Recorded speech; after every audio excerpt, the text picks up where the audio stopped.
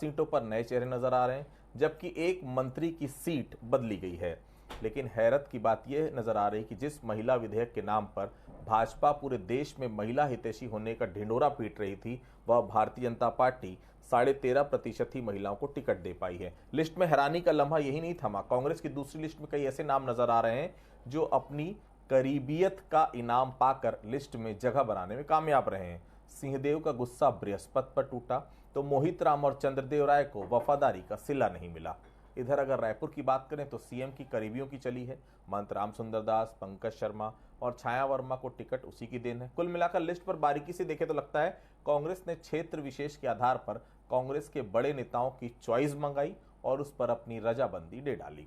सरगुजा में जहां सिंहदेव का दबदबा दिखा, वहीं दुर्ग और रायपुर मुख्यमंत्री भूपेश बघेल की पसंद का नजर आ रहा है। नमस्कार, आज का मुद्दा में आप सभी का स्वागत है। मैं हूं आदित्य नामदेव। कुल मिलाकर लिस्ट में तो बड़े नेताओं ने अपने करीबी चेहरों को टिकट दिलवाने में कामयाबी हासिल कर ली है, लेकिन करीबी होना चुनाव में कभी जीत का पैमाना नहीं बनता। लिहाजा अपनों को खुश करने वाली सूची क्या कांग्रेस के लिए खुशी साबित कर पाएगी, खुशी दे पाएगी? ये एक सवाल और सस्पेंस जरूर बन गया। हमारे साथ बातचीत करने के लिए तीन बेहद खास मेहमान मौजूद हैं। हमारे साथ कांग्रेस से धनंजय सिंह ठाकुर जी मौजूद हैं, बहुत स्वागत करता हूं मैं उनका।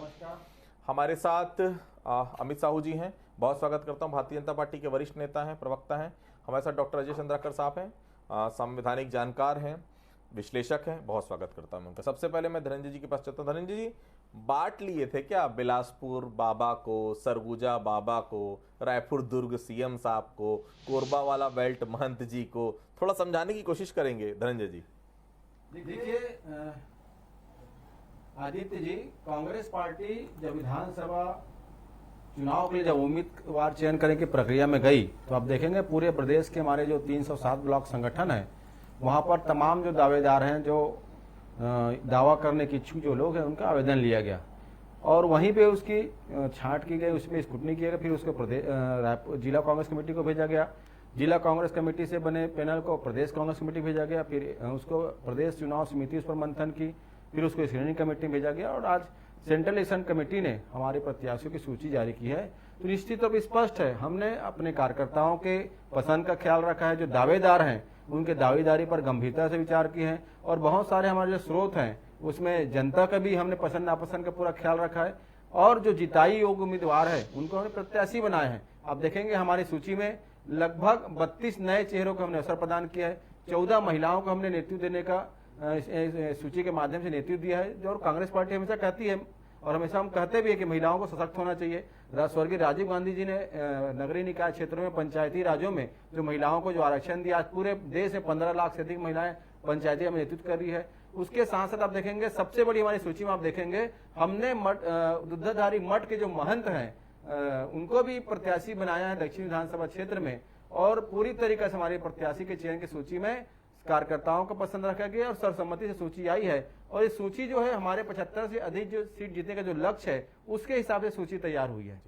मेहनत का अगर नजारा दिखता धनंजय जी तो रायपुर पश्चिम से धनंजय सिंह ठाकुर का भी नाम होता। बहरहाल अमित जी मेरे साथ जुड़े। अमित जी, ये कितना सुकून है कि धड़कने और तेज हो गई आपकी, क्योंकि आपने तो खैर 86 लेकिन 83 कैंडिडेट अब आमने सामने, कांग्रेस के 83 आपके 83, क्योंकि बाकी सीटों पर अभी कांग्रेस ने डिक्लेयर नहीं किया है। कांग्रेस की लिस्ट देखकर धड़कने तो नहीं बढ़ रही है 83 उम्मीदवारों की आपके? दिल को सुकून है, मन को अब तृप्ति मिली है कि जिन विधायकों का काले कारनामे सामने छत्तीसगढ़ प्रदेश की जनता के आए थे, आखिरकार उनका नाम पुनः फिर से सामने आया। कोई नोटों का बंडल बटोरते दिखे थे, कोई अन्य गतिविधियों में लिप्त पाए गए थे, एक तरफ मुख्यमंत्री को भी स्पष्टीकरण देना पड़ा था, मगर आज वही चेहरे फिर से सामने आए तो एक मन को सुकून है, तसल्ली है कि नहीं, अब इस बार भाजपा की सरकार हम निसंदेह बनाएंगे, क्योंकि जनता को अब भरोसा जो दिलाना था हमने दिला दिया और जनता भी देख रही थी कि कांग्रेस की लिस्ट और भाजपा की लिस्ट, अब इसमें जनता खुद फर्क समझेगी कि वाकई में कि कौन अच्छा कौन बुरा ये जनता ही तय करती है। और हमको तो सिर्फ एक मौका चाहिए था कि ये लोग फिर से आए, इनके काले कारनामों को फिर जनता के बीच हम तो लगातार लेके जा ही रहते हैं। अब फिर बहुत आसानी होगी बात बताने में, बात समझाने में और भारतीय जनता पार्टी के प्रत्याशी के पक्ष में माहौल बनाने में। चंद्राकर साहब, आज की लिस्ट की आप समीक्षा कर दीजिए। हमारे हिसाब से तो बड़े धड़ों को खुश करने वाली लिस्ट है, जिताऊ लिस्ट है क्या? थोड़ा समझा दीजिए। देखिए आदित्य जी, यह जो लिस्ट आई है इसमें एक वेरी गुड कोऑर्डिनेटर के रूप में कांग्रेस की जो प्रभारी हैं उनकी महती भूमिका नजर आ रही है। 2021 के बाद जो 2.5 साल का फार्मूला चला था, चर्चा हुई थी, वहां से कांग्रेस में कुछ कह सकते हैं कि मनमुटाव भी दिखाई दे रहा था, या समय समय पर जो स्टेटमेंट आता था उसको कोऑर्डिनेट करने में कुमारी सैलजा सफल होते हुए नजर आ रही। इसमें कोई शक नहीं कि ये जो सूची आई है इसमें खास तौर से सरगुजा का जो बेल्ट है वहां पर तो टीएस बाबा के पसंदीदा प्रत्याशियों का ही नाम दिखाई दे रहा है।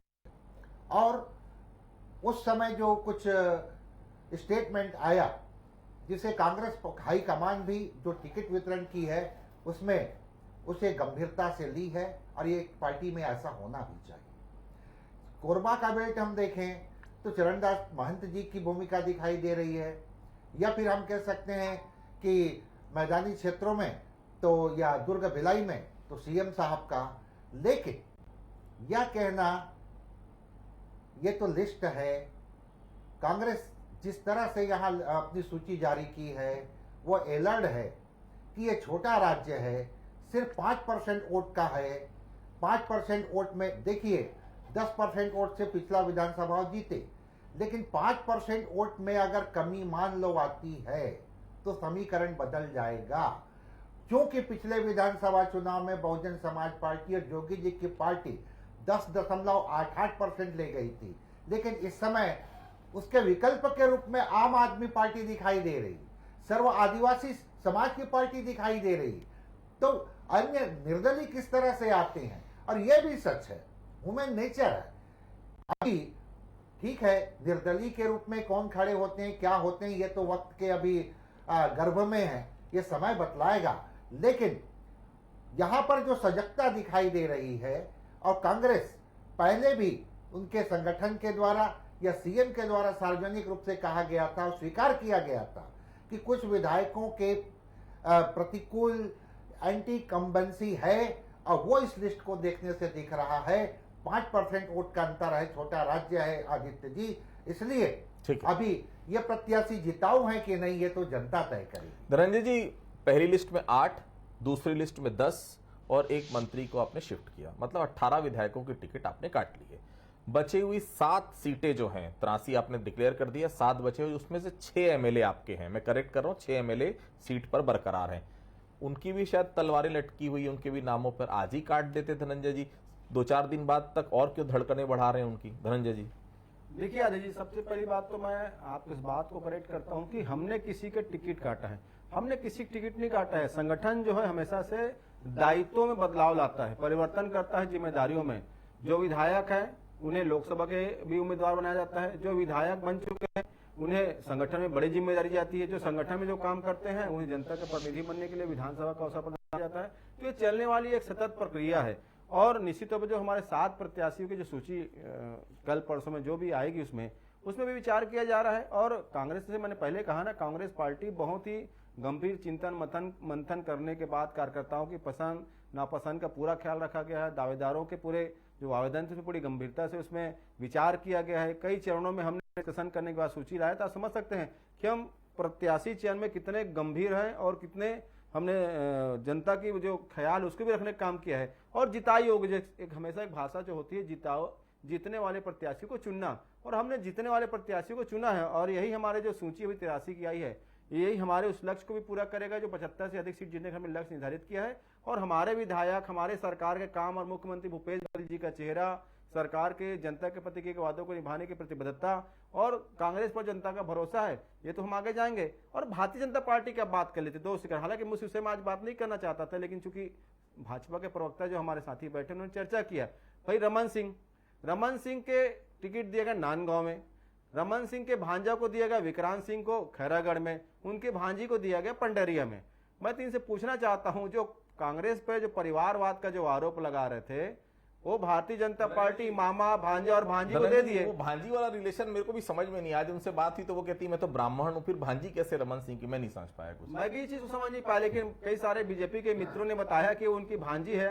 अब वो सिस्टम कुछ और होगा, उसमें अलग विषय, लेकिन उनकी भांजी माना जाता है। दूसरी बात, अभी इनके लगभग 5 सीट शायद बचे हुए हैं भारतीय जनता पार्टी के, तो मुझे तो ऐसा लगता है कि 4 सीट बचे हैं। तो मुझे तो ऐसा लगता है उन 4 सीटों में कहीं डॉक्टर रमन सिंह जी की धर्मपत्नी जी को ना दे टिकट, कहीं अभिषेक सिंह जी को ना दे और कोई उनके दमान को टिकट ना दे। लेकिन हमें किसी प्रकार से कोई आपत्ति नहीं है, क्योंकि हम चाहते हैं कि जनता के बीच में रहे। मिल जाए इन सबको तो, है ना? हम मिल जाए टिकट, हमारे लिए फायदा का है ना। ठीक। अमित जी, एक महीने में कांग्रेस तो आपसे आगे निकल गई, अमित जी माने या ना माने। केवल एक विधायक का टिकट आप काट पाए हैं, डमरूधर पुजारी, बिंद्रा नवागढ़।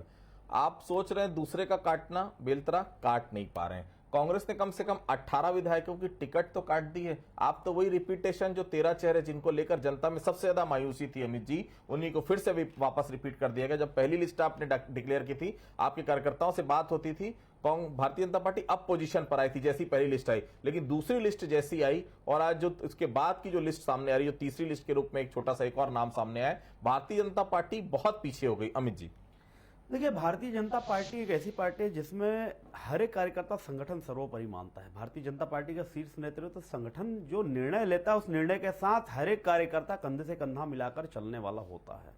और ऐसे में और एक विधायक की टिकट काटी है तो बात कुछ होगी संगठन में या स्थानीय जिला स्तर पे या उनके परफॉर्मेंस पे। तो ये निर्णय जो भाजपा ने जो लिया है वो एक अच्छा निर्णय होगा। जी, तो फिर रायपुर ग्रामीण में मोतीलाल साहू की जगह अमित साहू का चेहरा क्या खराब था क्या? थोड़ा जवाब दे देंगे मुझे इस बात का? देखिए, भारतीय जनता पार्टी ने जिन पर निर्णय ले लिया, जिनको प्रत्याशी बना दिया, उसके साथ ये अमित साहू तो क्या छोटा सा छोटा कार्यकर्ता भी उनके साथ कंधे से कंधा मिलाकर खड़ा रहेगा। पाटन भेज दिया था भूपेश बघेल जी के खिलाफ लड़ने, फिर उनको रायपुर ग्रामीण वापस बुला लिया। नए चेहरे नहीं है क्या आपके पास? वही चेहरे, वही चेहरे, वही लोग। अमित जी, इतना बड़ा संगठन, सबसे ज्यादा कार्यकर्ताओं की बात आप करते हैं, सबसे ज्यादा सदस्य बनाने वाली पार्टी आप कहते हैं, चेहरे नहीं मिल रहे अमित जी? देखिए, भारतीय जनता पार्टी हो सकता है कि आगे आने वाले समय में और अवसर दे, इसलिए रोक के रखी हो, तो ऐसा भी हो सकता है। मगर अभी जो वर्तमान में जो निर्णय पार्टी ने लिया, उस निर्णय के साथ सभी कार्यकर्ता हैं और कंधे से कंधा मिलाकर चल रहे हैं। और निसंदेह ये कांग्रेस की जो टिकट की जो घोषणा ही है, जो एक तरफ मुख्यमंत्री जी बात करते हैं कुछ और, देते हैं कुछ और है। और ये बात कर रहे थे धनंजय भाई, हमारे आदरणीय प्रवक्ता जी, ये कह रहे थे कि परिवारवाद है, ये है, वो है। मगर मेरा इनसे एक प्रश्न है, यही है कि जवाहरलाल नेहरू जी से लेकर आज वाड्रा तक की गुलामी करने वाले ये कांग्रेसी, ये किस हैसियत से परिवारवाद की बात करते हैं? पहले इनको खुद का घर देखना चाहिए कि एक परिवार की गुलामी में ही इन्होंने क्या पूरे के पूरे कांग्रेसियों ने पूरा जीवन काट दिया। के पास कोई नया चेहरा नहीं मिला। मैं आपको वापस इसी सब्जेक्ट पे लाना चाहता हूं। अमित जी, केदारनाथ गुप्ता, मैं नाम ले रहा हूं क्योंकि मुझे भी बहुत दुख होता है, संजय श्रीवास्तव, ये सब वो लोग हैं, अमित साहू, तमाम लोग ऐसे हैं जिन्होंने पूरा अपना, लगभग अपनी पीढ़ी, एक युवा वर्ग, युवा जो समय होता है, उन्होंने पूरा दे दिया।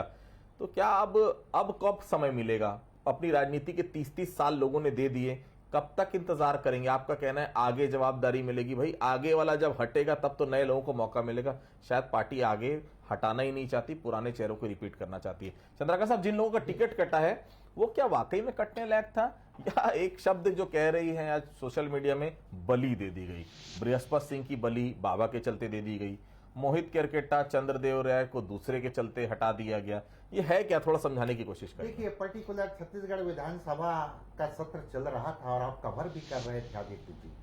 उस समय बृहस्पति सिंह जी और टीएस बाबा के मसले के ऊपर जो राजनीति गरमाई थी, उसे शायद मुझे लगता है कांग्रेस हाईकमान और नीचे लेवल पर कांग्रेस संगठन इसे पसंद नहीं की, इसलिए वो हुआ। या चंद्रदेव जी की बात आई तो कई विषयों के ऊपर, उनके ऊपर देखिए, निर्विवाद होना राजनीति में सबसे बड़ी खूबसूरती होती, उसका अभाव दिखाई दिया। और केरकेटा जी से अच्छा प्रत्याशी कांग्रेस को लगा कि हमको इसको देना चाहिए। मूल बात यहाँ पर इस डिस्कशन में आ रही थी, जो पडरिया सीट की बात आ रही थी, बोहरा एक्चुअली जैन समाज है। भावना ठीक है, भांजी है रमन सिंह जी की, लेकिन उसकी मैरिज एक जैन समाज में हुई है, ये मैं स्पष्ट करना चाहता था। देखिए, सबसे महत्वपूर्ण है आज के डिस्कशन का आदित्य जी, जमहूरियत, लोकतंत्र एक ऐसा निजाम है जहां बंदों को तौला नहीं जाता वरन गिना जाता है। अब मतदान सामने है, गिनने का समय है। दूसरी बात आ रही है, आज का जो टाइटल है उसमें, जब जब भी राजनीतिक चेतना अपने शिखर पर होती है और ये टिकट वितरण में वो राजनीतिक चेतना शिखर पर दिखाई दे रही, तो अन्य विषय जैसे हिंदुत्व वगैरह वह शिथिल पड़ जाती है। और जब जब भी राजनीतिक चेतना शिथिल पड़ती है तो इस तरह की राजनीति वो शिखर पर पहुंच जाती है, और इसी के बिसात छत्तीसगढ़ में बिछते हुए दिखाई दे रहा है आदित्य जी।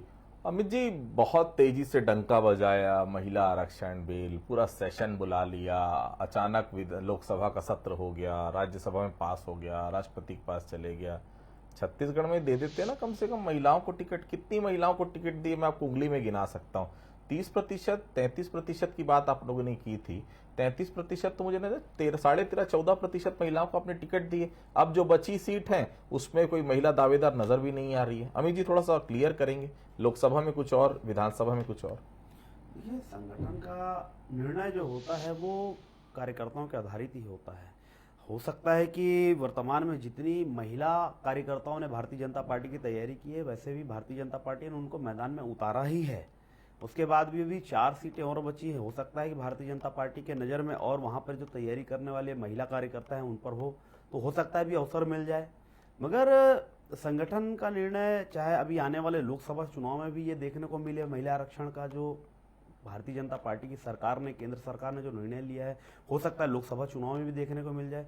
तो ये सारी प्रक्रिया है और संगठन का निर्णय है, इसमें ज़्यादा हम बात नहीं कह सकते, क्योंकि संगठन जो चाहता है कार्यकर्ता उसे सहृदय स्वीकार करता है और उस अभियान में लग जाता है जो संगठन एक एक कार्यकर्ताओं को देती है। नहीं तो वही बात हुई ना कि मतलब वोट हमको लेना है, सेंट्रल लेवल पर मोदी जी को चमकाना है, केंद्र सरकार को चमकाना है, तो महिला बिल की बात करें भाई, उसकी छठा कम से कम विधानसभा चुनाव में दिखनी चाहिए थी कि नहीं दिखनी चाहिए थे अमित जी, जो इतना जोर शोर से आप लोग उठा रहे थे? बिल्कुल दिखेगी। अभी तब और बाकी है, अभी 13.5% अगर 4 जो सीट बची उसमें भी आप दे देंगे तो भी 16% से आगे नहीं बढ़ पाएंगे आप। अब संगठन ने जैसा निर्णय लिया उस निर्णय के साथ हम सबको चलना पड़ेगा और संगठन का निर्णय ही सर्वोपरि है, चलिए, मानते हैं। धनंजय जी, मुझे बहुत अच्छे से याद है शैलजा जी से जब बात हो रही थी, शैलजा जी का साफ तौर पर कहना था कि हर लोकसभा में हम कोशिश करेंगे कि 2 महिलाओं को टिकट दे। कहाँ है हर लोकसभा में 2 महिलाएं, धनंजय जी? देखिए, शैलजा जी ने कहा कि हम हर लोकसभा सीट में 2 महिलाओं को टिकट देने का प्रयास कर रहे हैं। और आज भी अब देखिए, भारतीय जनता पार्टी की सूची को देख लीजिए, 86 लोगों की सूची है, हमारे 83, हमारे महिला प्रत्याशी की संख्या उससे ज्यादा है। तो हम तो, और जो हमारे जो 7 लोगों की सूची, 7 की जो सूची आनी है, तो उसमें भी देखेंगे 1-2, निश्चित तौर पर 1-2 महिलाएं उसमें भी होगी। तो हम तो महिलाओं के मामले में आगे ही चल रहे हैं, लेकिन भारतीय जनता पार्टी का चरित्र इससे पर्दाफाश हो गया कि उसे कथनी और करने में अंतर है। और भारतीय जनता पार्टी तो महिलाओं को नेतृत्व देने के खिलाफ ही है। आज तक भारतीय जनता पार्टी की राष्ट्रीय बॉडी, जो मूल इनकी जो बॉडी है, उसमें कोई महिला राष्ट्रीय अध्यक्ष नहीं बन पाई है। आरएसएस जो इनके पितृ संगठन है, उसमें आज तक किसी महिला को नेतृत्व करने नहीं दिया गया है। तो भारतीय जनता पार्टी चरित्र तो पर्दाफाश हो चुका है। दूसरी बात, महिलाओं से किए गए हर वादे के खिलाफ भारतीय जनता पार्टी की केंद्र सरकार काम कर रही है। महंगाई से सबसे ज्यादा पीड़ित महिलाएं हैं पूरे देश में। आप देखेंगे मोदी सरकार बनने के बाद 1,55,00,000 वो महिलाएं हैं जिनके हाथों से काम छीना गया है। भारतीय जनता महिला स्वास्थ्य समूह का कंप्लीट करिए, फिर मैं दूंगा समय। और देखेंगे महिलाओं के शोषण करने वाले, महिलाओं के साथ छेड़छाड़ करने वाले, महिलाओं से दुराचार करने वाले भारतीय जनता पार्टी में शीर्ष पद पाते हैं। ब्रिजभूषण सिंह के खिलाफ पहलवान बेटियां आंदोलन कर रही थी और भारतीय जनता पार्टी नेता सोशल मीडिया में उन पहलवान बेटियों के खिलाफ ही अब शब्द लिख रहे थे, उनको ही दोषी ठहरा रहे थे। उन्नाव में देख लीजिए, जिस प्रकार से कुलदीप सेंगर है, चिन्मयानंद है और इनके शहनवाज हुसैन जो केंद्र में इनके मंत्री थे, उनके खिलाफ भी कोर्ट में मामला चल रहा है। छत्तीसगढ़ में भी देख लीजिए, जो नेता प्रतिपक्ष नारायण चंदेल है, उनके पुत्र के ऊपर एक दैहिक शोषण का आरोप लगा। वो अलग विषय के मामले में कोर्ट ने कहा कि शादीशुदा, लेकिन आरोप तो उस पर लगा ना। भानु प्रतापपुर के चुनाव में इन्होंने एक रेपिस्ट को टिकट दे दिया था। तो चीजें सबसे सामने है कि भारतीय जनता पार्टी महिलाओं के साथ नहीं है, बल्कि महिलाओं के खिलाफ जो अपराध करते हैं उनके साथ खड़े होती है। ठीक, अमित जी कंप्लीट करिए। देखिए, महिलाओं की उम्मीदों की बात पे तो कांग्रेस ने छत्तीसगढ़ में ही पानी फेरा है। महिलाओं से एक बड़ा वादा किया था इन्होंने शराबबंदी का, अब तक नहीं किया और एक इस हैसियत से महिलाओं की बात कर रहे हैं। दूसरी बात, महिला स्वास्थ्य सहायता समूह की कर्जा माफी की इन्होंने बात की थी, आज तक एक भी महिला स्वास्थ्य सहायता समूह की कर्जा माफ नहीं किया इन्होंने। तो फिर ये किस हिसाब से बात करते हैं? और इनके यहाँ तो ऐसा घमासान मचा था, इतने सारे विधायक थे, इनको तो खुद में ये तय नहीं कर पा रहे थे किन महिलाओं का टिकट काटे, किनको दे, कहां से नया लाए। तो ये फिर जो जितनी महिलाएं जो बची थी विधायक इनके पास पिछले बार, उनको ही रिपीट करके 1-2 लोगों को काट के इन्होंने नए लोगों को अवसर दिया, इतना ही है। मगर ये महिलाओं के लिए कांग्रेस ना कभी की थी ना कभी करेगी। और रही बात ये शोषण करने की बात, तो पूरा प्रदेश आज महिलाओं पर अत्याचार को देख रहा है, महिलाओं पर हो रहे दुराचार को देख रहा है, और उसका सीधा सीधा अगर कोई एक कारण है वो प्रदेश की कांग्रेस की सरकार है। छत्तीसगढ़ में महिलाओं का शोषण जो हो रहा है उसका भी एक ही कारण है, सिर्फ वो कांग्रेस की सरकार, भूपेश बघेल की। धनंजय जी कंप्लीट करेंगे फिर मैं। देखिए, पहली बात तो भारतीय जनता पार्टी के साथी प्रवक्ता को बता देता हूं कि प्रदेश में भूपेश बघेल जी की सरकार ने 19 करोड़ रुपए की लोन माफी की महिला स्वसहायता समूह की। महिलाओं के साथ जो भी दुराचार छेड़छाड़ करने वाले जो आरोपी होंगे उसको सरकारी नौकरी में प्रतिबंधित करने का काम किया। और मैं तो भारतीय जनता शासित राज्यों की अगर बात कर लेता हूं तो मणिपुर की घटना पूरा देश ने देखा है, मध्य प्रदेश में इंदौर की घटना पूरा देश ने देखा है, उत्तर प्रदेश में आधी रात को बिटिया को जला दिया गया जो पीड़िता थी। तो भारतीय जनता पार्टी की स्थिति समझ में आता है। मैं तो कह रहा हूँ ना, जो केंद्र में बैठी सरकार अपने जो सांसद है जो महिलाओं के खिलाफ शोषण के इसमें गंभीर आरोप लगे हैं उसको तो बचाती है कि महिला के साथ कैसे होंगे ये लोग। और महंगाई, मैंने कहा, एक सेकंड दीजिएगा मुझे, एक सेकंड, एक अवसर। महंगाई जिससे सबसे ज्यादा कोई पीड़ित है तो गृहिणी पीड़ित है। सिलेंडर के दाम बढ़ने का प्रकोप सबसे ज्यादा कहीं है तो महिलाओं के घर पे पड़ रहा हुआ है। महिलाओं से किए गए हर वादे में वादा खिलाफी किया गया है। आप देखेंगे, मैंने कहा 1,55,00,000 महिलाएं देश में मोदी सरकार बनने के बाद उनसे काम छीना गए हुए। महिलाएं हर जगह उनका शोषण भारतीय जनता पार्टी सरकार में हो रहा है। साहब, महिला आरक्षण बिल चोर तोड़ के साथ नया पूरा सदन बुला दिया गया, अचानक सदन के दोनों सत्र आ गए, वहां से पारित भी हो गया, राष्ट्रपति के पास भी चले गया, वहां से भी सब कुछ हो गया। विधानसभा में क्यों छटा नहीं दिखती? जो पार्टी दावा कर रही कि 33% महिलाओं को आरक्षण मिलना चाहिए, तो भाई शुरुआत तो विधानसभा से ही होगी ना। चंद्राकर साहब, आपसे बिल्कुल सहमत हैं आदित्य जी। यह अवसर था दोनों राष्ट्रीय राजनीतिक दलों के लिए। लोकल सेल्फ गवर्नमेंट में जब आप पालन कर सकते हो तो विधानसभा में या लोकसभा में तो बिल्कुल करना चाहिए। अगर छत्तीसगढ़ के 90 विधानसभा सीट की हम बात करें तो 26 से 27 सीट दोनों पार्टियों के पास गुंजाइश थी। लेकिन एक छोटा राज्य है, प्रैक्टिकल बात करें तो यहाँ जिताऊ कैंडिडेट के रूप में ये लोग जो अपना सर्वश्रेष्ठ प्रत्याशी हो सकते थे उन्हें जनता के सामने सामना करने के लिए, कम्युनिकेट करने के लिए भेजे हैं। लेकिन भविष्य में दोनों पार्टियां इसके ऊपर और गंभीर होकर के जो 90 सीट है उसमें 25, कम से कम 25 सीट महिलाओं को देने का इनके ऊपर ऑटोमेटिक एक प्रेशर ग्रुप के रूप में दबाव तो बनेगा। ठीक। और एक मैं सवाल आपसे समझना चाहूंगा चंद्रकर साहब, अपराजेय सीट मानी जाती थी रायपुर दक्षिण, जिक्र करना जरूरी है, नहीं तो शायद ये चर्चा अधूरी सी मानी। बृजमोहन अग्रवाल, महंत रामसुंदर दास तैयार नहीं थे दक्षिण से लड़ने के लिए, लेकिन तैयार किया गया उनको। और कहीं ना कहीं आज कल जो सोशल मीडिया में पढ़ रहा था, महामंडलेश्वर और महंत अब आमने सामने, मुझे पता नहीं किसके बारे में महामंडलेश्वर कहा जाए, लेकिन बृजमोहन अग्रवाल के सामने पहली बार बहुत सालों के बाद एक ऐसा कैंडिडेट आया जो ये माना जा सकता है कम से कम इस सीट में मुकाबला देखने को तो मिलेगा। किस तरह से देख रहे हैं चंद्रकर साहब? रायपुर का आकाश ब्रिजमोहन अग्रवाल के विधानसभा सीट के वोटिंग बिहेवियर के लिए सदैव चर्चा में रहा। हम अगर लें, जब वो पहली बार विधायक बने थे वहां से लेकर के 2018 के विधानसभा चुनाव तक, 2018 के विधानसभा चुनाव तक, लेकिन रामसुंदर दास जी का पॉलिटिकल करियर हम देखें तो उनको जयदेवपुर से चुनाव हारना भी पड़ा था।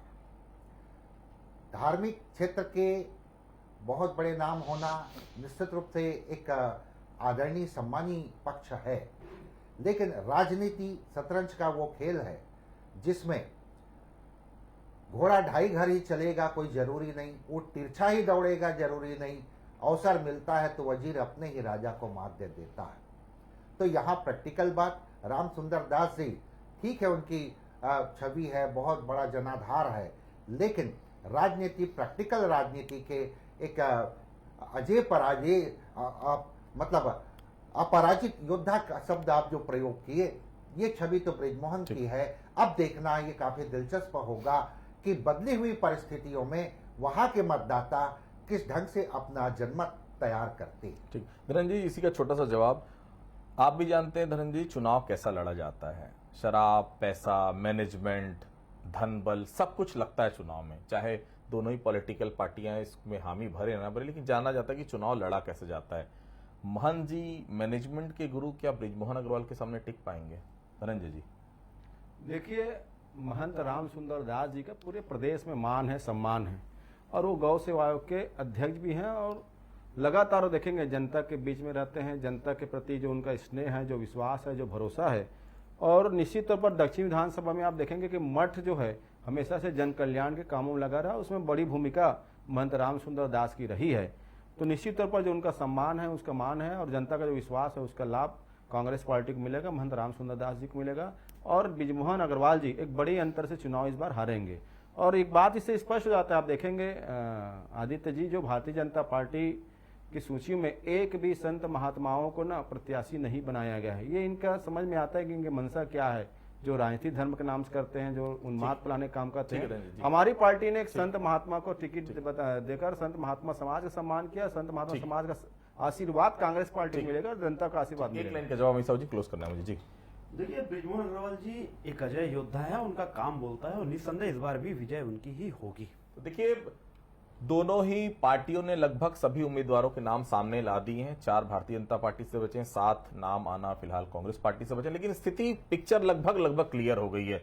भारतीय जनता पार्टी ने पुराने चेहरों पर भी दांव लगाया है, नए चेहरे भी दिए हैं। सबसे ज्यादा नए चेहरे दिए हैं, जो मैं देख रहा हूं लगभग 50% नए चेहरे भारतीय जनता पार्टी ने दिया है। कांग्रेस ने भी देखिए उम्मीद से आगे बढ़कर, पहले उम्मीद थी कि भारतीय जनता पार्टी ने जब विधायकों के टिकट नहीं काटे तो कांग्रेस भी नहीं काटेगी, लेकिन कांग्रेस ने आगे बढ़ते हुए लगभग 18 विधायकों के टिकट काटे हैं और उम्मीद नजर आ रही जो 6 विधायक और बचे हुए हैं उनमें भी मैक्सिमम का टिकट कट सकता है। मतलब बेहद साफ है, दोनों ही पार्टियां चाहती हैं 2023 विधानसभा चुनाव हर हालत में जीता जाए। आप सभी हमारे से जुड़े, आप सभी को बहुत बहुत धन्यवाद। तो आज के मुद्दे फिलहाल इतना ही, बाकी खबरों के लिए आप बने रहिए बंसल न्यूज के साथ। नमस्कार।